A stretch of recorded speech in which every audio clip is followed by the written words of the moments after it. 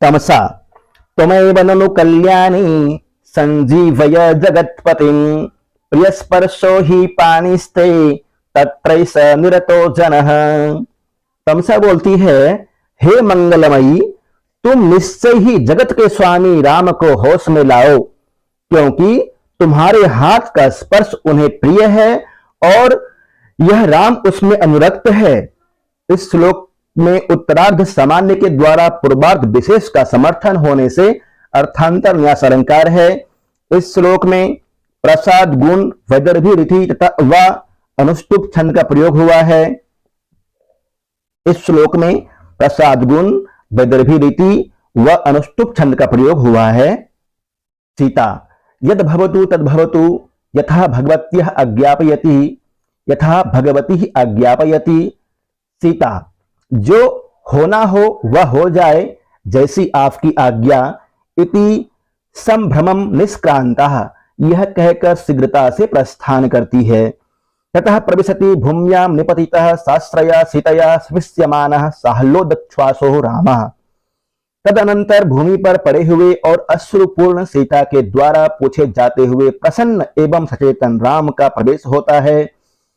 सीता किंचित सहर्षम, कुछ हर्ष के साथ, जाने ही पुनः प्रत्यागतमिव जीवितम त्रैलोक्यस्य, मैं समझती हूं कि तीनों लोकों का जीवन पुनः लौट आया है। राम हंत भो किमेतत् आस्योतनं नु हरिचंदन पल्लवानां निस्फिटेन्दुकर कंदलजो नुसेकः आतप्त जीवित पुनः परितर्पणोऽयं संजीवनोषधिरसो हृदय प्रसक्तः। श्री राम जी कहते हैं, क्या मेरे हृदय पर हरिचंदन के पत्तों का रस टपका है, अथवा क्या निचोड़े गए चंद्र किरण रूपी नए अंकुरों से किया गया सेचन है, अथवा क्या संतप्त जीवन को पुनः तृप्त करने वाला यह संजीवन औषधि का रस लगाया गया है। इस श्लोक में तीन प्रकार के संदेह उठाए गए हैं, इसलिए यहाँ शुद्ध संदेह अलंकार है। चंद्र किरण रूपी नवांकुरों का निचोड़ना असंभव है, अतः इस पंक्ति में अतिशयोक्ति अलंकार है। माधुर्य गुण वैदर्भी रीति तथा वसंतिल का छंद का सुंदर प्रयोग हुआ है। स्पर्शः पुरा परिचितो नियतं सैव संजीवनश्च मनसः परितोषणश्च संतापजां सपदि यः परिहृत्य मूर्छाम् आनंदनेन जड़तां पुनरातनोति। श्री राम जी कहते हैं, और भी पूर्व परिचित, मुझे जीवन शक्ति प्रदान करने वाला और मन को संतुष्ट करने वाला यह निश्चय ही वही स्पर्श है जो वियोग दुख जन्य मूर्छा को दूर कर तुरंत आनंद प्रदान करके फिर हर्ष जन्य जड़ता निश्चयता को फैला रहा है। पहले मूर्छा को दूर करके असीम आनंद की प्राप्ति तथा अगले ही क्षण अनिर्वचनीय जड़ता की अनुभूति का कथन करने से विरोधाभास अलंकार का प्रयोग हुआ है। यहाँ पर कारण स्पर्श का होना और हर्षातिरेक से होने वाली अचेतनता रूपी कार्य के युगपत होने से अतिशयोक्ति अलंकार है। वस्तुतः यहाँ पर जड़ता दो प्रकार की कही गई है। प्रथम मूर्छा के समय की जड़ता, द्वितीय आनंद के बाद की जड़ता, जिसे यहाँ अनिर्वचनीय भी कहा गया है। सीता स साध्व सकरुणम उपसृत्य एतावत् देवैदानीं मम बहुतरम। सीता भय और करुणा के साथ तमसा के पास जाकर, इस समय इतना ही मेरे लिए बहुत है। रामः उपविश्य न खलु वत्सलया देव्या अभिपन्योस्मि। राम बैठकर मुझ पर स्नेहमयी देवी सीता ने अनुग्रह तो नहीं किया है। सीता हादिक हादिक किमिति आर्यपुत्रो मां मार्गिष्यति।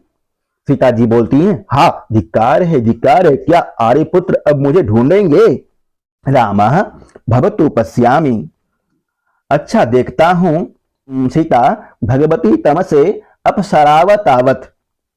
सीता भगवती तमसा, हम दोनों यहां से हट जाएं तो अच्छा रहेगा।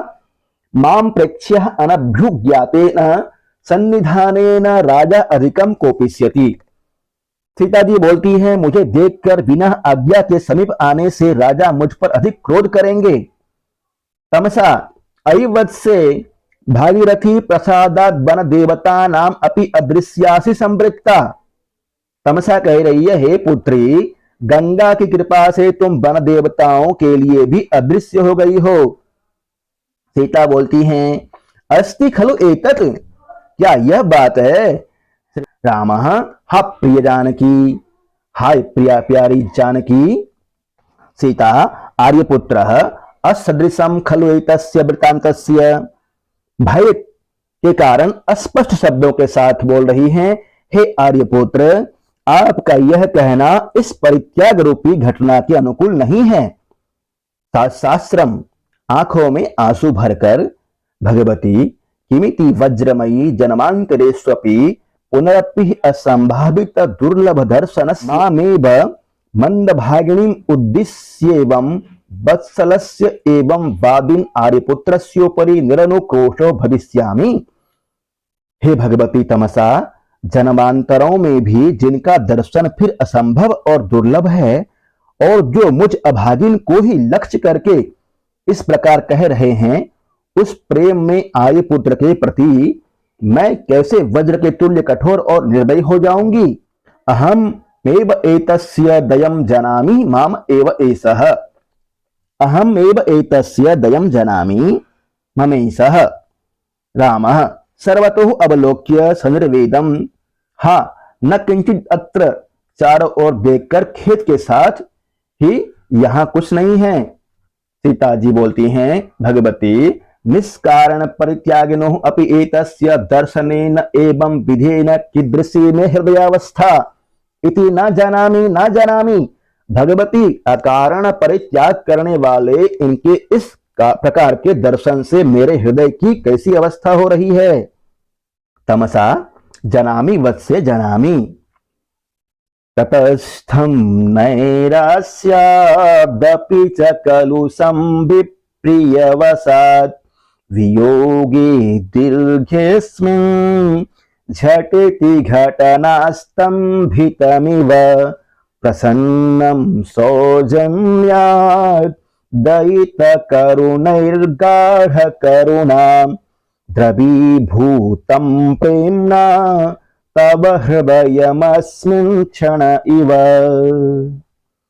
तमसा बोलती है, हे पुत्री, मैं जानती हूं इस समय तुम्हारा हृदय निराशा के कारण उदासीन सा और परित्याग रूपी अप्रिय कार्य के कारण खिन्न सा, इस लंबे विरह काल में सहसा मिलन के कारण निश्चेष्ट सा और प्रेम पूर्ण संबोधन रूपी सज्जनता से प्रसन्न जैसा, प्रिय की करुणा पूर्ण अवस्था से अत्यधिक शोकातुर सा और प्रेम से द्रवीभूत जैसा हो रहा है।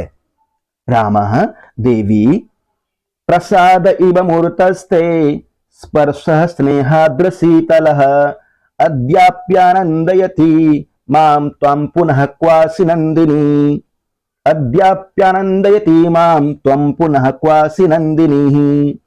हे देवी, प्रेम से आर्द्र और शीतल तुम्हारा स्पर्श शरीरधारी अनुग्रह के तुल्य इस समय भी मुझको आनंदित कर रहा है। हे आनंददायिनी, तुम कहां हो? सीता, एते खल्लु अगाध मान सनर्सित स्नेह संभारा आनंद निस्यंदिनः सुधामयः आर्यपुत्रस्य उल्लापः। सीता जी बोलती हैं, आर्यपुत्र के उच्च स्वर से किए गए ये विलाप निश्चय ही अगाध मन से अत्यधिक प्रेम को प्रदर्शित करने वाले, आनंद को बरसाने वाले तथा अमृतमय है। जाने प्रत्ययेन निष्कारण परित्याग शल्यतोपि बहुमतो मम जन्मलाभः। मैं राम के प्रति विश्वास के द्वारा जानती हूं कि अकारण परित्याग रूपी शल्य से भिन्न होते हुए भी मेरा संसार में जन्म लेना मेरे लिए श्लाघनीय है।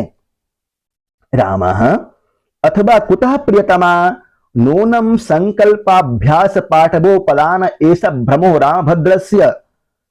श्री राम जी कहते हैं, अथवा प्रियतमा सीता यहाँ कहाँ है? अवश्य ही सीता विषयक निरंतर चिंतन की पटुता से उत्पन्न होने वाला यह राम का भ्रम है। नेपथ्य में अहो महान प्रमादः महान प्रमादः, अहो महान प्रमादः सीता दिव्यः स्वकरकलितः इत्यार्धम पठ्यते। ओह बड़ा अनर्थ है, अनर्थ है। सीता देव्या स्वकर्करित यह श्लोक पढ़ा जाता है। रामः सकरुणोत्सुक्यम किम तस्य, करुणा और उत्सुकता का नेपथ्ये वध्वा सार्धम इति उत्तरार्धम पठ्यते। फिर नेपथ्य में वध्वा सार्धम यह श्लोक संख्या 6 का उत्तरार्ध पढ़ा जाता है। इस समय कौन उससे लड़ रहा है? सीता कह इदानीम अभियुज्यते। सीता जी बोलती हैं इस समय कौन उससे लड़ रहा है? राम कह असो दुरात्मा यह प्रियाया पुत्रम बधु द्वितीयम अभिभवति। वह दुष्ट कहां है जो प्रिया सीता के बधु युक्त पुत्र पर आक्रमण कर रहा है?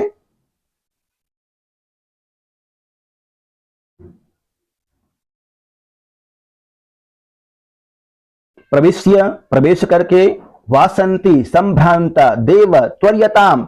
वासंती बोलती घबराई हुई सी महाराज से घटा कीजिए। वासंती संभ्रांता देव त्वर्यताम। प्रवेश करके वासंती संभ्रांता घबराई हुई सी देव त्वर्यताम, महाराज जल्दी कीजिए। सीता हा कथम में प्रिय सखी वासंती। सीता जी कह रही हैं हाय क्या यह मेरी प्रिय सखी वासंती ही हैं? राम कथम देव्या प्रिय सखी वासंती, क्या यह देवी सीता की प्रिय सखी वासंती है? वासंती देव त्वर्यताम त्वर्यताम इतो जटायु शिखरस्य दक्षिणेन सीता तीर्थेन गोदावरीम अवतीर्य संभावयतु देव्या पुत्रकम देवः। वासंती कह रही है महाराज शीघ्रता कीजिए, शीघ्रता कीजिए। यहां से चलकर जटायु शिखर के दक्षिण की ओर सीता तीर्थ के समीप गोदावरी में उतरकर देवी सीता के पुत्र को आप बचाइए। सीता हा तात जटायु शून्यम तया विनेदम जनस्थानम। सीता हाय तात जटायु आपके बिना यह जनस्थान सूना सा लग रहा है। रामः आह दयमर्मच्छिद खल्वमी कथोद्धातः। श्री राम जी बोलते हैं प्राचीन घटनाओं के यह वर्णन हृदय के मर्म स्थल को छेड़ने वाले हैं। वासंती इतः इतो देवः। वासंती बोल रही है महाराज इधर से आइए, इधर से। सीता भगवती सत्यमेव वन्न देवता पेमाम न पश्यति। सीता जी बोल रही हैं हे भगवती तमसा वस्तुतः वन देवता भी मुझे नहीं देख पा रहे हैं।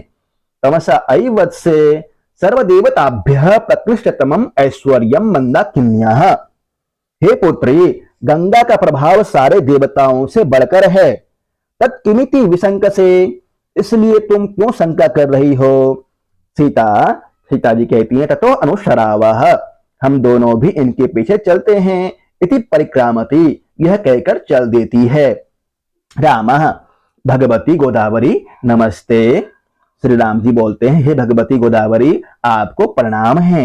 वासंती निरूप्य देव मदस्व विजयिना बधु द्वितीयेन देव्याः पुत्रकेन।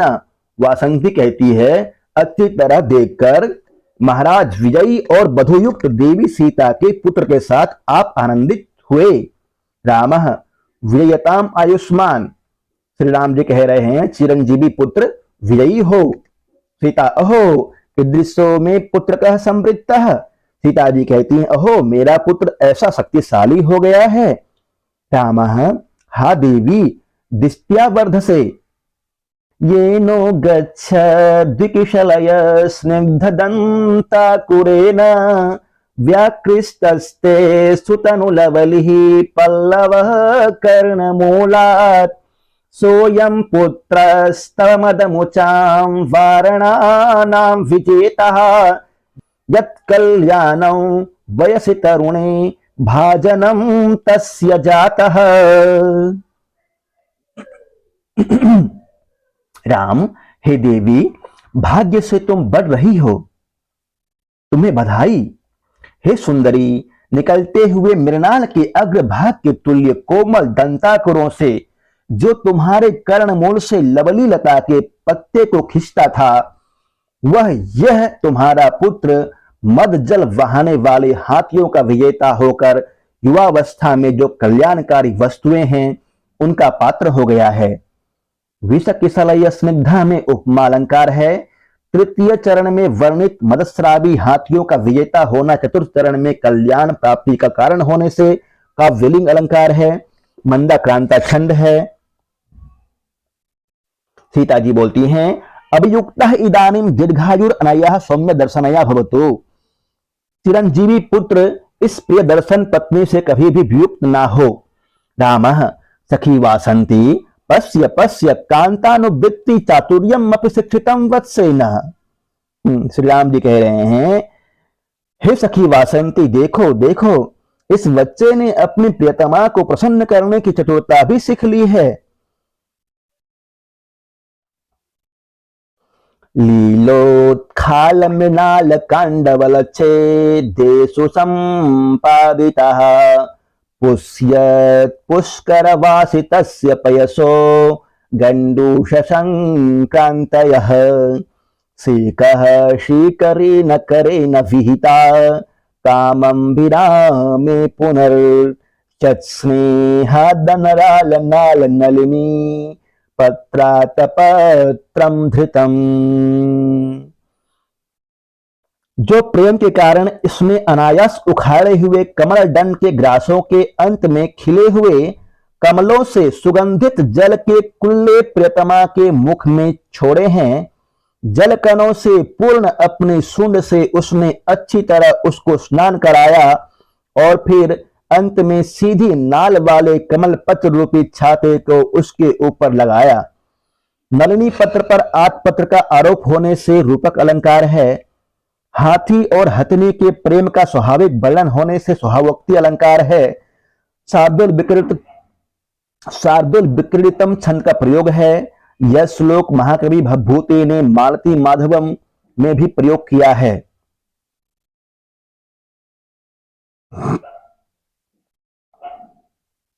संभावित प्रश्न, जाने प्रत्ययेन निष्कारण परित्याग सलितोपि बहुमतो मम जन्म लाभः। यह किसकी उक्ति है? सीता जी की उक्ति है। नूनम संकल्पाभ्यास पाठवो पदानः एष भ्रमो रामभद्रस्य। यह उक्ति किसने कहा है? इस उक्ति को श्री राम जी ने कहा है। प्रत्यय पद का अर्थ क्या होगा? विश्वास। सकरुणोत्सुक्यम में कौन सा समास है? अव्ययी भाव। सीता के पुत्र हाथी पर दुष्ट हाथी ने कहां पर आक्रमण किया था? सीता घाट में, गोदावरी नदी में। सीता घाट कहां है? जटायु शिखर के दक्षिण की ओर। हृदय मर्मच्छिदः खल्लोमी कथोद्धातः। यह कथन किसका है? श्री राम जी का। इसका ऐश्वर्य सभी देवताओं से बढ़कर है। गंगा का ऐश्वर्य सभी देवताओं से बढ़कर है।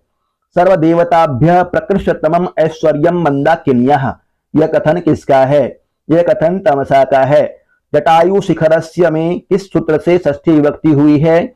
जटायु शिखरस्य में एनपा द्वितीय सूत्र से षष्ठी विभक्ति हुई है। दक्षिणेन में कौन सा प्रत्यय है? दक्षिणेन में एनप प्रत्यय है। बधु द्वितीयम में कौन सा समास है? बधु द्वितीयम में बहुब्रीहि समास है। सीता के पुत्र हाथी की रक्षा कौन करता है?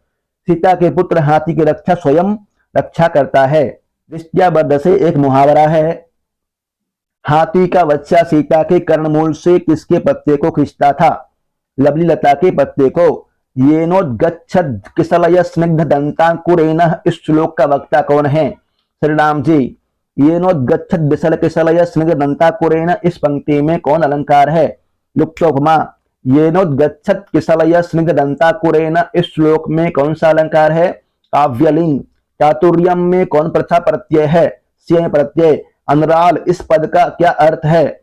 सीधा। अनराल नाल नली पत्रात पत्रम, इस पंक्ति में कौन सा अलंकार है? रूपक अलंकार है। संक्रांति की व्युत्पत्ति क्या होगी? सम उपसर्ग पूर्वक क्रम धातु कृतिन प्रत्यय। सौम्य दर्शनया में कौन सा समास है? सौम्यम दर्शनम यस्यासा तयः बहुब्रीहि समास। अभियुक्तः इदानीं दीर्घायुर अनया सौम्य दर्शनया भवतु। इस कथन में सौम्य दर्शनया किसके लिए प्रयुक्त हुआ है? इस वाक्य में सौम्य दर्शनया हथनी के लिए प्रयोग हुआ है। अभियुक्तः इदानीं दीर्घायुर अनया सौम्य दर्शनया भवतु। यह कथन किसका है? यह कथन सीता जी का है। सीता भगवती तमसे अयम तावत् दिदृशो जातः। तो पुनर्न जानामि एतावता कालेन कुशलवो कीदृशो संवृत्तो इति। सीता जी बोलती हैं, भगवती तमसा, यह करी साधक तो ऐसा अर्थात इतना बड़ा हो गया है, पता नहीं इतने समय में वे दोनों कुश और लव कैसे अर्थात कितने बड़े हो गए होंगे। तमसा यादृशो अयम तादृशो तवपि। तमसा बोलती है, जैसा यह है वैसे ही वे दोनों ही होंगे। सीता ईदृश्यस्मि मंदभागिनीं यस्याः न केवलम आर्यपुत्र विरह पुत्र विरहोपि। सीता जी बोलती हैं, मैं ऐसी अभागिनी हूं कि जिसका केवल अपने पति से ही वियोग नहीं अपितु अपने पुत्रों से भी वियोग हैं। तमसा भवितव्यम एयम ईदृशी, यह ऐसी होनहार ही है। सीता जी बोल रही हैं, किं वा मया प्रसूतया येन एतादृशं मम पुत्रकयोर विशद विरल धवल दर्शन कुड्मलोज्ज्वल मनुबद्ध मुग्ध काकली विहसितम नित्योज्ज्वलम मुख पुंडरीक युगलम न परिचुंबितम मार्यपुत्रेण। सीता जी कह रही हैं, अथवा मेरे पुत्र उत्पन्न करने से क्या लाभ, यदि इस प्रकार के मेरे दोनों पुत्रों के कुछ विरल श्वेत और कलियों के तुल्य सुंदर दांतों से उज्ज्वल निरंतर मनोहर तोतली बोली और हास्य से युक्त सदा सुंदर मुख कमल के जोड़े को आर्यपुत्र ने चुंबन ही नहीं किया। तमसा अस्तु देवता प्रसादात। तमसा बोलती हैं, देवताओं की कृपा से ऐसा ही हुआ है। सीता जी बोल रही हैं, भगवती तमसे एतेना अपत्य संस्मरणेन उच्छ्वसित प्रश्नुतस्तनि इदानीं वत्सयो पितुः सन्निधानेन क्षणमात्रं संसारणी संवृत्तास्मि। सीता जी बोलती हैं, हे भगवती तमसा, इस पुत्र स्मृति से मेरे स्तन फड़कने लगे हैं, उनसे दूध बहने लगा है और इस समय बच्चों के पिता राम के समीप होने के कारण मैं क्षण भर के लिए गृहस्थिनी हो गई हूं। तमसा किमत्रोच्यते प्रसभः खलु प्रकृष्ट पर्यंत स्नेहस्य परम चैतद अन्यो अन्य संश्लेषणम पित्रोः। तमसा बोलती है, इस अत्यंत स्नेह के विषय में क्या कहा जा सकता है। संतान वस्तुतः प्रेम की चरम सीमा होती है और यह माता पिता के हृदय को परस्पर मिलाने वाली कड़ी है। अंतःकरण तत्वस्य दंपत्यो स्नेह संश्रयात आनंद ग्रंथि रेको यम अपत्यम मिति पठ्यते। पति और पत्नी के हृदय रूपी तत्व के प्रेम का आश्रय होने के कारण संतान यह अनुपम सुख की गांठ कही जाती है। यहाँ रूपक अलंकार है। इस श्लोक में अनुष्टुप छंद है। लक्षण श्लोके षष्ठम गुरुजेयम सर्वत लघु पंचमम द्विचतुष्पादयोर ह्रस्वम सप्तमम दीर्घ मन्ययोः। वासंती इतोपि देवः पश्यतु अनुदिवसम अवर्धयत प्रियाते यम चीदम निर्गत मुग्ध लोलवर्हम मणि मुकुट इवोच्छिकः कदम्बे नदति सह एष बधुसखः शिखंडी। वासंती बोलती है, महाराज इधर भी देखिए, इतोपि देव पश्यतु, नए निकले हुए मनोहर और चंचल पंख वाले जिस मोर को आपकी प्रिया सीता ने प्रतिदिन पाला पोसा था, वही यह मोर अपनी पत्नी मोरनी के साथ कदम के वृक्ष पर उन्नत शिखा वाला मणि जटित मुकुट के तुल्य प्रतीत होता हुआ शब्द कर रहा है। यहाँ पर मणि मुकुट इव में उपमालंकार है। इस श्लोक में पुष्पिताग्रा छंद है। इस श्लोक में माधुर्य गुण है। संभावित प्रश्न, यादृशो यम तादृशो तावपि किसका कथन है? तमसा का कथन है। भवितव्यम यम ईदृशी किसका उक्ति है? यह उक्ति किसकी है? तमसा की। काकली पद का क्या अर्थ होगा? बोली। एतेन अपत्य संस्मरणेन उत्पसीत प्रश्नोतस्तनि इदानीं वत्सयो पितु सन्निधानेन। इस पंक्ति में उच्छ्वसित प्रश्नुतस्तनि किसका विशेषण है? सीता जी का। प्रसभ खलु प्रकृष्ट पर्यंत स्नेहस्य, यह उक्ति किस ग्रंथ की है? उत्तर रामचरितम की। प्रसभ खलु प्रकृष्ट पर्यंत स्नेहस्य, यह किसकी उक्ति है? यह उक्ति तमसा की है। माता पिता के हृदय को परस्पर मिलने वाली कड़ी कौन होती है? संतान होती है। अनुपम सुख की गांठ किसे कहते हैं? अनुपम सुख की गांठ संतान को कहते हैं। दंपत्ति में कौन सा समास है? दंपत्ति में द्वंद्व समास है। अंतःकरण तत्वस्य दंपत्यो स्नेह संश्रयात। इस श्लोक का वक्ता कौन है? इस श्लोक का वक्ता तमसा है। संसारणी में गिप प्रत्यय है। अनुदिवसम अवर्धयत प्रियाते यम चीरम निर्गत मुग्ध लोलवरहम। इस श्लोक का वक्ता वासंती है। शिखंडी पद का अर्थ मोर होता है। शिखंडी में इनी प्रत्यय है। वधु सखा में समासांत टच प्रत्यय है। सीता ने जिसे पाल पोसकर बड़ा किया था वह मोर है। वह मोर कदम के वृक्ष पर अपनी प्रियतमा के साथ बैठा हुआ है। बरहम पद का अर्थ होता है पंख। मणि मुकुट इवोच्छिकः कदम्बे। इस पंक्ति में उपमा अलंकार है। सीता सकौतुक स्नेह सास। सीता बोलती है सकौतुक स्नेह आश्रम ऐसा सह उत्सुकता और स्नेह के आंसुओं के साथ। सीता ऐसा सह उत्सुकता और स्नेह के आंसुओं के साथ यह वही है। राम मदस्वत्स वयमद्य वर्धामहे। श्री राम जी बोल रहे हैं पुत्र प्रसन्न रहो, हम आज बढ़ रहे हैं। सीता एवं भवतु, ऐसा ही हो। श्री राम जी बोलते हैं भ्रामी सुकृत पुटांतर मंडलावृत्ति चक्षुः प्रचलित चटुल भूतांड वैर्मंडयन्त्या करकिशलयतालैर् मुग्धया नर्त्यमानम् सुतमिव मनसा त्वां वत्सलेन स्मरामि। मोर के नृत्यकालीन चक्राकार भ्रमणों के समय नेत्राभरणों के अंदर गोलाई से घूमते हुए नेत्रों को अत्यंत चंचल और सुंदर भावों के तांडव नृत्य से सुशोभित करती हुई सुंदरी सीता के द्वारा पल्लव सदृश हाथों के तालों से नचाए जाते हुए तुझे पुत्र के समान प्रेम पूर्ण मन से स्मरण कर रहा हूं। इस श्लोक में सुतमिव स्मरामि में उपमा अलंकार है। मारणी छंद है। मारणी छंद का लक्षण होता है ननमयुते यम मारणी भोगिलोके ही। रामः हंता त्रियंचोपि परिचयम अनुरुद्धन्ते। श्री राम जी बोलते हैं हाँ पशु पक्षी भी परिचय को निभाते हैं। त्रियंच मतलब पशु पक्षी। कतिपय कुसुमोद्गमः कदम्बः प्रियतमया परिहितो यमासित। यह कदम का वृक्ष प्रियतमा सीता के द्वारा बढ़ाया हुआ कुछ विकसित फूलों से युक्त था। सीता सुष्ठु प्रत्यभिज्ञातम मार्यपुत्रेण। सीता जी बोलती हैं आंखों में आंसू भरकर सीता जी कह रही हैं आर्यपुत्र ने ठीक पहचाना है। रामः स्मरति गिरिमयूर एष देव्यः स्वजनः इवात्र यत्तः प्रमोदमेति। यह पर्वतीय मोर सीता को स्मरण कर रहा है क्योंकि इस वृक्ष पर यह आत्मीय व्यक्ति के सहवास के तुल्य आनंद को प्राप्त हो रहा है। इस श्लोक में स्वजन इव में उपमा अलंकार है। तृतीय चरण के प्रति चतुर्थ चरण कारण है। मोर के प्रमोद के कारण ज्ञात होता है कि वह देवी सीता को स्मरण कर रहा है, अतः काव्यलिंग अलंकार है। इस श्लोक में पुष्पिताग्रा छंद है। वासंती अत्र तावद आसन परिग्रहं करोतु देवः एतत्तु देवस्य आश्रमम्। वासंती बोलती है महाराज यहाँ आसन ग्रहण कीजिए, यह महाराज का ही आश्रम है। रामः उपविशति। राम बैठते हैं।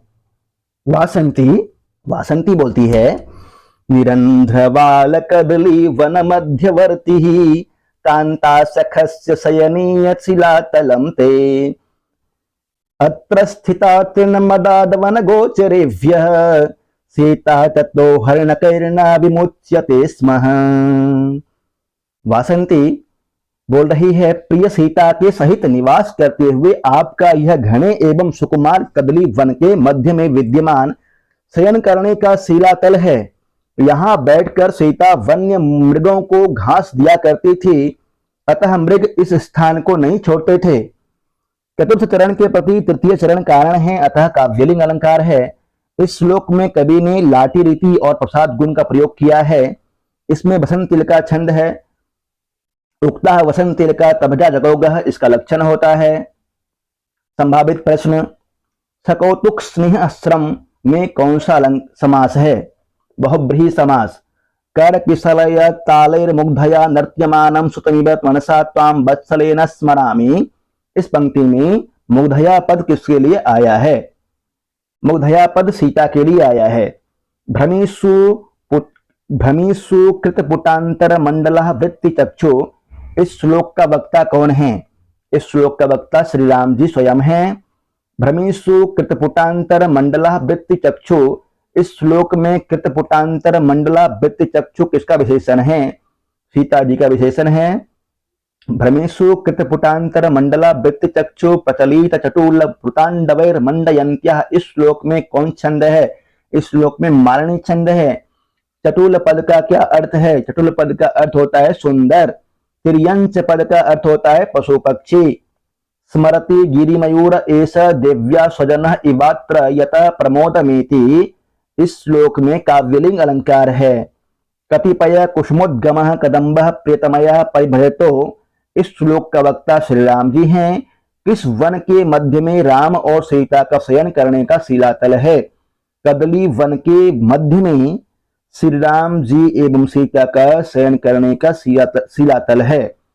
सीता कहाँ बैठकर वन्य मृगों को घास दिया करती थी? कदली वन के मध्य शिलातर पर बैठकर वन्य मृगों को घास दिया करती थी। निरंध्र बाल कदली वन मध्यवर्ती कांता सखस्य शयनीय शिलातलम ते। इस श्लोक में कौन सा छंद है? इस श्लोक में बसंतिल का छंद है। निरंध्र बाल कदली वन मध्यवर्ती कांता सखस्य शयनीय शिलातलम ते। इस श्लोक का वक्ता कौन है? इस श्लोक का वक्ता वासंती है।